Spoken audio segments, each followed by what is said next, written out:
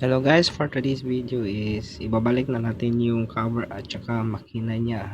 So let's go. Bago yan, intro muna.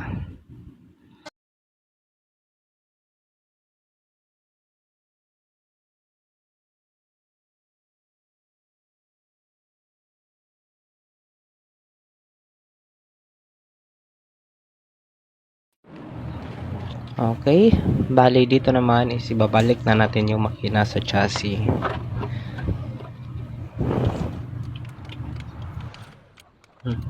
Then, ayun, tamang higpit lang sa bolt para di malose thread.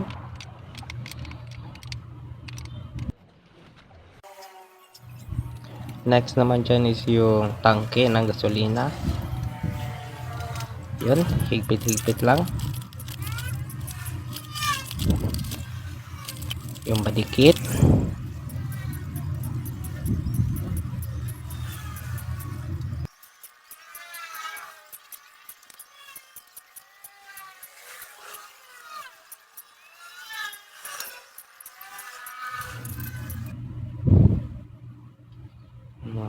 Okay, so ayun, napaandar na natin.